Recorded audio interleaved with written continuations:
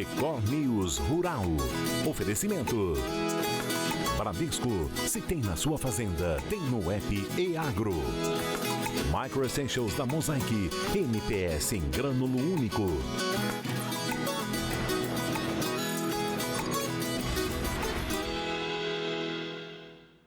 Oi, bom dia para você. O Record News Rural está no ar. A produção mundial de soja deve bater recorde e o Brasil pode se manter como o maior produtor global do grão.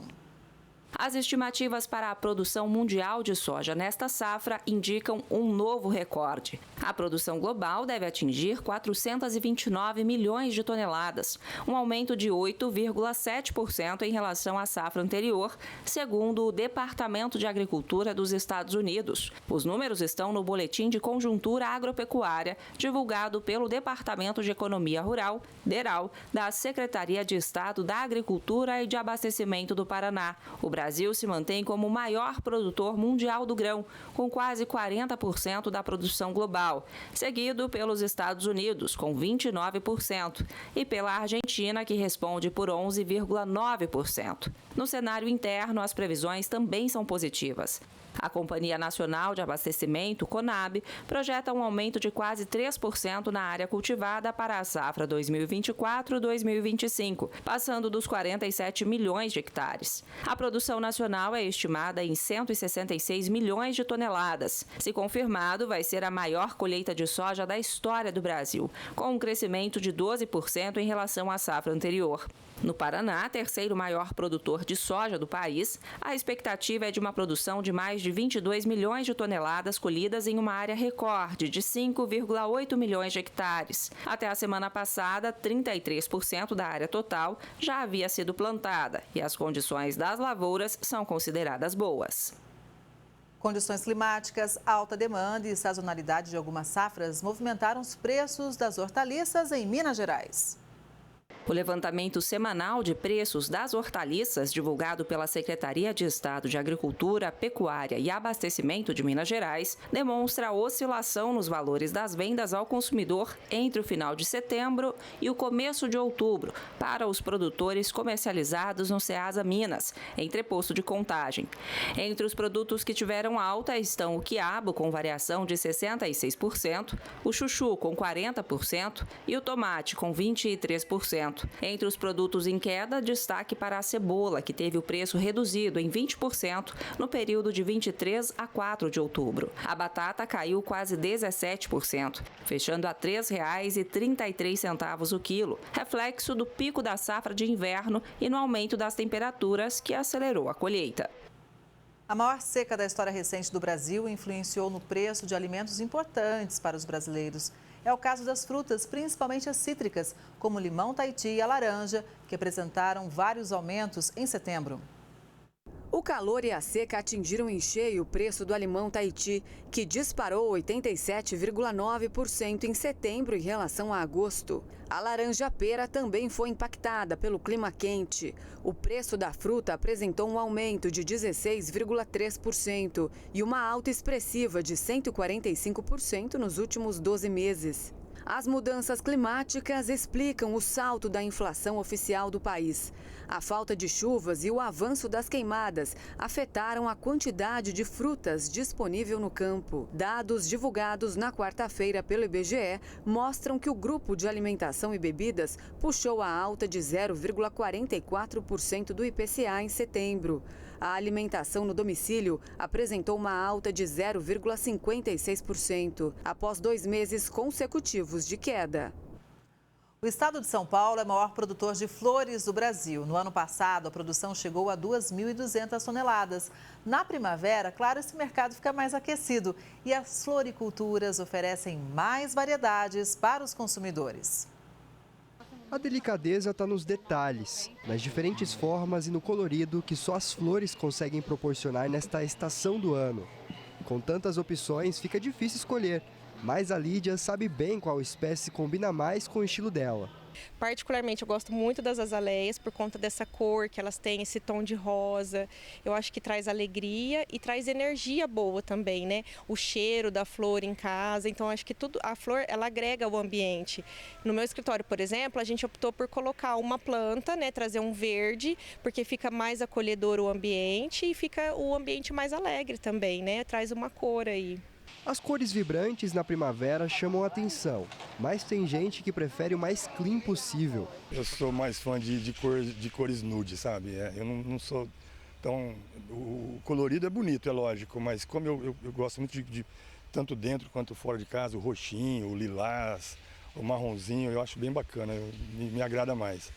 O gosto pelas flores movimenta o mercado de jardinagem. Essa loja está otimista em relação às vendas de plantas na nova estação.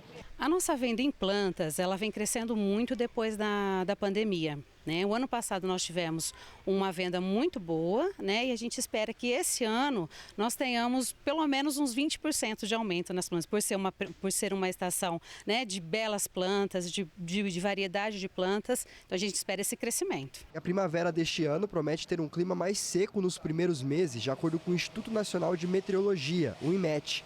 Com esta condição climática, aliada ao calor da nossa região, a Mônica, que é arquiteta especialista em paisagismo, dá dicas para climatizar e deixar mais fresquinhos os ambientes usando as plantas. O Urban Jungle, ele é uma tendência que começou em 2017, se intensificou na pandemia, que todo mundo quis trazer essas plantas para dentro de casa. Então, hoje, mais do que nunca, traz todo o frescor e melhora o ambiente, além de trazer o bem-estar. Então, temos plantas assim como os pacovás, que são folhas duras, incríveis, assim, que vão no vaso. Temos as samambaias, que são plantas pendentes, que têm variações diferentes. Temos o ficus, que é o ficus elástica, ficus lirata, que são os queridinhos hoje em dia, que está assim, vamos dizer, uma planta da moda, são os ficus. Agora, quando falamos na decoração externa, vale investir no colorido das flores e das árvores. Temos a predominância dos ipês, que nessa época estão incríveis, né? E aí você compra uma muda hoje, você sabe que... E a muda do ipê, ela já começa a florescer desde novinha. Então, é uma planta que te presenteia, assim, com as cores incríveis que ela tem. O desejo principal é que a estação mais florida do ano traga mais harmonia para andar lado a lado da gente, até a chegada da próxima estação. Essa explosão de cores que causa, além de trazer um alto astral para dentro de casa, né? O pessoal tem com que se preocupar, que eles gostam de cuidar das plantas. Muitas pessoas conversam com as plantas, isso faz um bem enorme. Isso acaba sendo uma terapia para as pessoas, né? Então, assim, sem dúvida, uma planta em casa faz toda a diferença. Na primavera combina muito. E na primavera, mais ainda. São Paulo é o estado que mais contribuiu para a exportação agropecuária brasileira em 2024. As exportações do agronegócio paulista atingiram 18% do total nacional de janeiro a setembro. O número representa um aumento de 9,2% nas vendas externas do estado, atingindo mais de 22 bilhões de dólares no período. O levantamento é do Instituto de Economia Agrícola vinculado à Secretaria de Agricultura e Abastecimento do estado. Com o volume exportado, São Paulo lidera a participação no montante nacional, seguido por Mato Grosso, Paraná, Minas Gerais, Rio Grande do Sul e Goiás.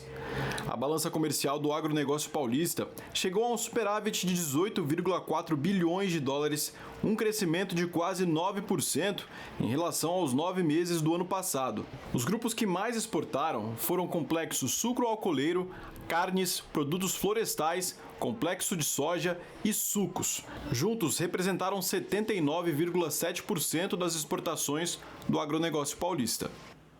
Um casarão no Triângulo Mineiro resgata a história do local e da família que vive ali. A restauração do prédio transformou um barracão onde funcionava o depósito de arroz da fazenda em um hotel rural. Essa história vai te levar até a Casa Amarela. Até um casarão onde o tempo se esconde da pressa porque nunca achou esse endereço. Você vai conhecer um jardim de jabuticabas restaurado pela ciência, pelo amor. E ver uma mangueira de 160 anos. Sim, você vai conhecer também a natureza cheia de sol, da diva, cuja família ergueu esse pedacinho de beleza bem aqui no Triângulo Mineiro. O que hoje impressiona eram escombros de um depósito de arroz de uma fazenda da família da diva até meados da década de 80. Só em 2013 começaram as reformas. Tudo que eu amei na vida está aqui. E eu morei na Europa, então tem muito da Europa aqui. E quando eu era pequena, eu assistia aquela Ilha da Fantasia. Então isso aqui é a minha Ilha da Fantasia. Quando os hóspedes chegam, é como se estivesse chegando na Ilha da Fantasia. A minha mãe colocou umas janelas bem pequenininhas e eu tirei tudo. Eu amo isso, ó, vento. Eu amo esse movimento, né? E eu amo o seguinte, paisagem. Por exemplo, eu tô aqui com você, e como eu te falei, aquele flamboyant lá, daqui a pouco vai ter um buquê ali. Então, eu gosto de ver as flores, eu gosto de ver tudo aqui. E é como se você estivesse entrando na casa da avó. Sabe, a pessoa chega aqui, ela não é um hotel normal, é um hotel que a gente recepciona, né? A gente conversa, então a pessoa ela se sente em casa. Aqui no hotel, até o detalhe de você lavar o rosto num dia quente ou tomar água tem um tópico diferenciado. Ó, a água, por exemplo, tem 3 pedalzinhos, né? Eu vou apertar esse do meio aqui, Jefferson. Ó. Gelada. E a água gelada, detalhes em cobre, tudo que a proprietária mandou fazer. Cada coisa aqui foi pensada para poder dar uma experiência diferente, uma experiência estética. A exuberância natural do entorno nos leva a um passeio para conhecer um jardim de jabuticabas. 20 pés. Há 3 anos eram estéreis, dava nada. Hoje é uma festa de sabores. Aqui nós fizemos um tratamento todo especial para elas, né? Carinho, cuidado e devolver a vida para o solo. Uma das coisas que a gente viu foi a mudança do manejo. Entramos, né, com um remineralizador de solo e junto com isso, né, foi colocado micro-organismos para ajudar a melhorar o sistema radicular. E uma coisa, é a primeira carga depois de muitos anos, né? Então eu falei para ela o seguinte, o que nós vamos fazer? Se chover, ela vai recarregar outra vez, né? E elas vão ficar cada vez mais doces. Agora vamos conhecer a Casa Amarela, mas no meio do caminho tem uma mangueira. Segundo o professor Luciano Caixeta, professor de agronomia, essa árvore deve ter, pelo diâmetro, 160 anos. E ele explica por quê. Existe uma metodologia voltada principalmente para a silvicultura, que é o estudo das árvores, né, principalmente as comerciais, chamada DAP, diâmetro à altura do peito. Então, é uma metodologia onde nós alcançamos um determinado nível, geralmente em torno de 1,5 m a 1,60 m, e é colocado uma trena em volta. E a partir daí, como é o diâmetro à altura do peito, existe uma metodologia utilizando o DAP, diâmetro à altura do peito, para nós fazermos esse cálculo. E 100% de exatidão nesses cálculos. A Casa Amarela é um local de relax absoluto, com a cara de Minas te olhando das paredes. Porque se você quiser, olha aí, ó, dá até para fazer um cafezinho. Essa foi a história da diva, uma paulista que fez de Minas o que Minas é de verdade. As exportações de carne bovina brasileira atingiram um novo recorde em setembro de 2024, com um embarque de quase 287 mil toneladas. Este volume representa um aumento de 7,12% em relação ao recorde anterior, registrado em julho deste ano. Quem chega para dar um panorama para a gente é o Antônio Jorge Camardelli, que é presidente da Associação Brasileira das Indústrias Exportadoras de Carnes, a ABEC. Bom dia, Camardelli. Seja sempre muito bem-vindo ao Record News Rural. Bom dia. É um prazer falar para o Record News Rural, sempre em cima de algum recorde, né? Então, é um binômio que nos interessa esse. Estou à disposição. Muito bacana. Camardelli, eu tenho certeza que recorde para ser conquistado, ele vem depois de muito trabalho e uma soma de fatores. Como que o Brasil chega a mais esse resultado? Conta para a gente, por favor. Eu acho que a gente, na escala, na hierarquia dos fatos, né, a gente primeiro deve ressaltar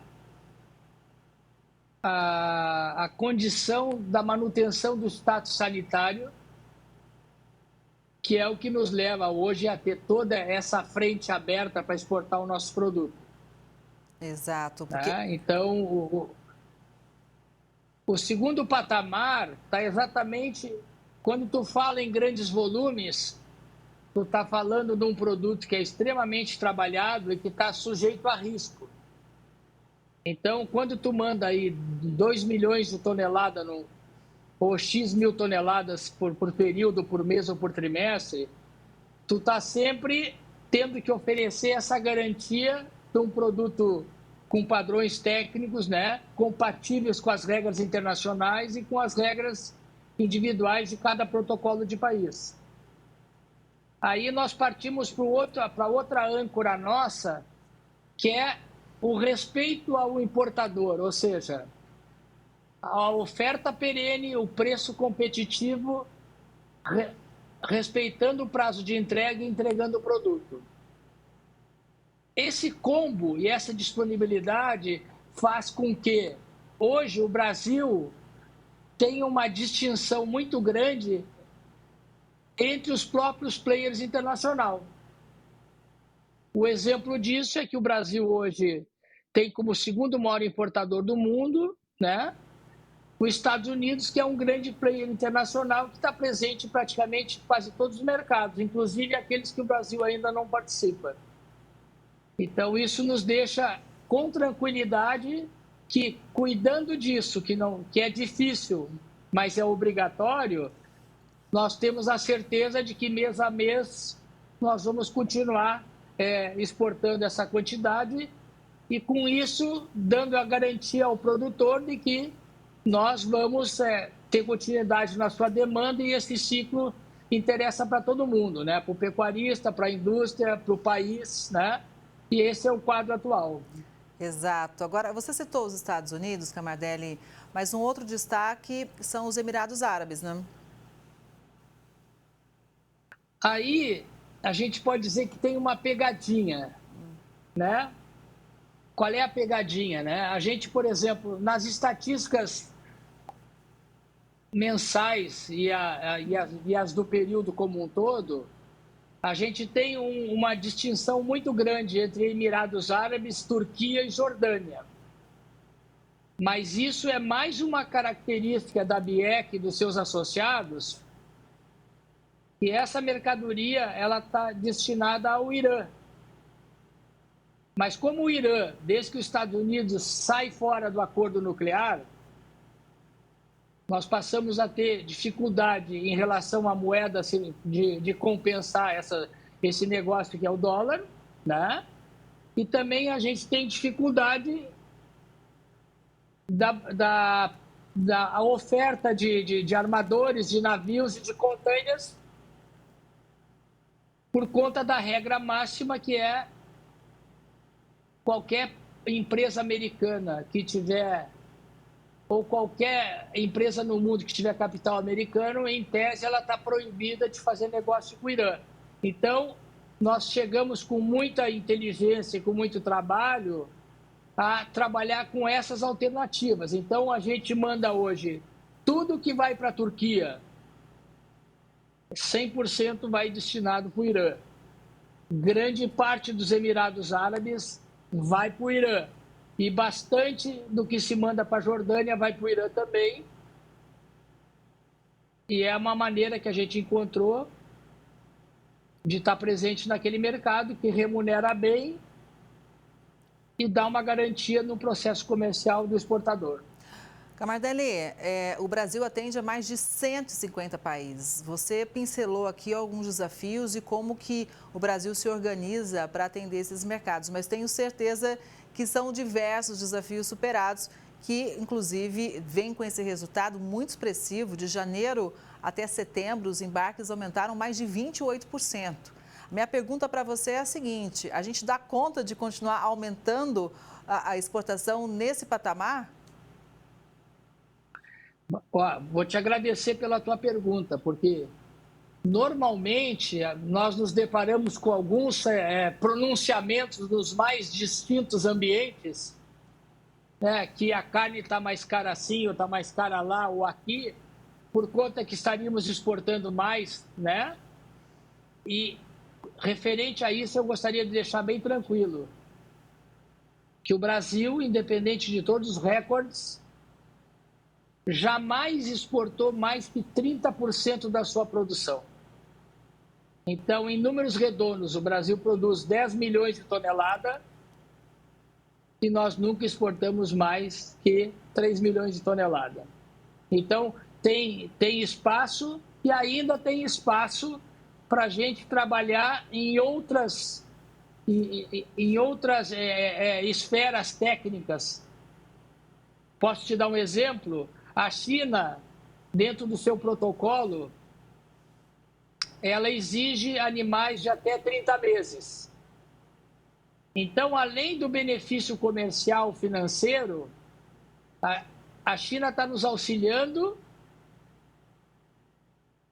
também na sustentabilidade, que como o boi é um animal de ciclo longo, quanto menos tempo ele ficar dentro para chegar a seu ponto de limite de abate, menos estrago ele faz. E esse ponto específico fez com que o Brasil vai fechar o ano com mais de 75% do abate com animais de menos de 36 meses. Isso é um grande avanço garantido por uma perenidade, pela perenidade da oferta e da demanda. Adele, você citou já um ponto muito importante em relação à sanidade. Agora, como que a gente consegue, aumentando o volume, com estratégia, manter também a competitividade, com um preço realmente para o mercado internacional? Isso aí, como eu te falei anteriormente, é fruto do combo, né? Então, o que acontece hoje? Eu estava lendo recentemente que a Austrália fechou alguns acordos com outros países. Todo acordo bilateral de livre comércio, tudo que destravar imposto e taxa é excelente para qualquer país. Mas o que acontece no presente momento é que poucos países hoje têm condições de suprir toda a demanda internacional. Então, hoje, os Estados Unidos é um grande exportador. Ele, junto com a Austrália, é cativo dos 2 maiores mercados do mundo que a gente não entra. Coreia do Sul e Japão dá 1.300.000 toneladas por ano. 88% é exportado pelos Estados Unidos e pela Austrália. Nesse jogo de xadrez, os americanos compram o nosso produto para utilizar dentro da indústria para fazer hambúrguer e procuram remuneração maior fora de casa para aqueles mercados que remuneram mais. Só que o Brasil, progressivamente, só tem praticamente 4 mercados fora do seu escopo, né, e liberdade de comércio. E isso a gente vai conquistando gradativamente. Então, nesse sentido também, a gente tem suprido o Uruguai, que é um exemplo prático. O Uruguai exporta tudo, o pouco que ele tem, né, comparado ao Brasil, por preços mais remunerados, até por características raciais e tipo de produto, né? Por sua vez, ele importa do Brasil para consumo interno. Então, a importância que o Brasil tem como player internacional e o único responsável para competir com volume nos dá essa garantia de que nós vamos ter uma perenidade dentro do processo e a gente espera aí um ciclo bem longo em relação às exportações mundiais. Camardelli, eu acho que faz parte desse combo que você está explicando para a gente o investimento pesado em tecnologia, rastreabilidade e sustentabilidade, que é uma tecla que o Brasil está batendo forte mundo afora, não é? Exato, eu acho que a gente está... Ontem, por exemplo, o nosso diretor de sustentabilidade, o Fernando Sampaio, estava presente num fórum na China, selando parcerias com os importadores, com as associações de lá. A gente também está trabalhando aí nesse processo, né, esse, digamos, entre aspas, pedagógico da EUDR da Europa, né? Então, a gente está com esse trabalho que, como ele já foi muito bem organizado, nos dá a chance e o espaço da gente sedimentar. E desde que tu tenha informações, que é o que se tem, da onde está a maior fragilidade, ou a menor ou a maior. Mas importante é dizer para ti, esse ano a gente deveria fazer um grande churrasco no Brasil para comemorar esse evento desse mês. Se a gente fracionar única e especificamente a exportação de 136 mil toneladas para a China, né? E se a gente considerar que, em média, eu tenho 150 quilos por boi, o mês passado, o Brasil, com a sua cadeia produtiva, com o produtor, com a tecnologia, com a segurança alimentar, com a segurança técnica, com a segurança sanitária, o Brasil só para a China abateu 900 mil animais no mês passado. Ninguém mais vai conseguir esse evento, porque o Brasil tem o único país que tem a característica de suprir qualquer país em demandas de qualidade, quantitativo proteico, perenidade, competitividade, um boi verde, um boi limpo, sem hormônio, sem a utilização de metagonista, né? É o Brasil. Então, a nossa segurança está exatamente na tua primeira pergunta. Nós precisamos manter e cuidar de manhã, de tarde e de noite do nosso status sanitário, que é o que mantém toda essa numerologia maravilhosa. Exatamente. E da porteira para dentro, lógico que precisa também ter um grande planejamento, uma logística, porque o ciclo do abate é mais longo em relação a outras proteínas animais, né? Só para a gente fechar. E não, exatamente, tu definiste muito bem. Agora, eu também não posso deixar passar, né, sem falar um pouco da estrutura compatível que a gente tem hoje. Tu tem hoje o braço operacional da Apex, que longe de ser uma agência de promoção da exportação brasileira, hoje a Apex ela anda de mãos dadas com a BIEC, com a BPA, e nos garante essa representatividade, e tem sido ímpar em todos os fóruns, seja com o lado do governo, seja agora, daqui um mês, tem reunião dos SECOMs da Ásia, dos setores comerciais da Embaixada. Essa interlocução com quem faz parte da cadeia decisória, da árvore decisória, que é Ministério da Agricultura, Apex, Itamaraty, MIDIC, né?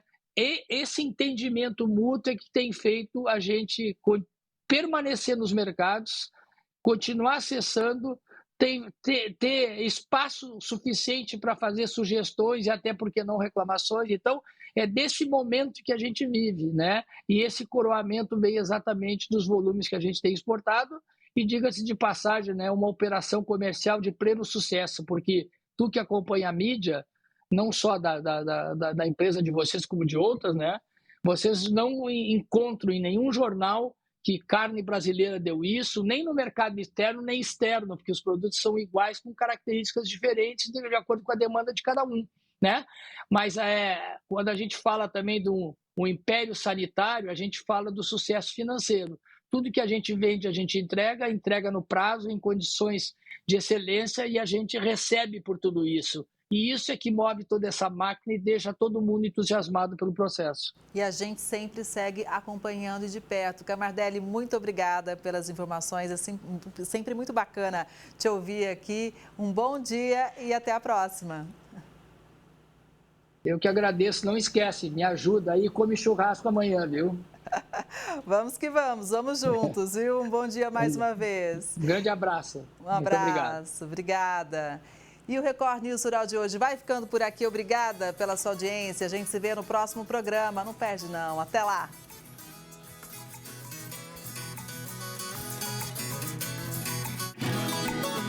Record News Rural. Oferecimento. Bradesco, se tem na sua fazenda, tem no app EAGRO. Micro Essentials da Mosaic, NPS em grânulo único.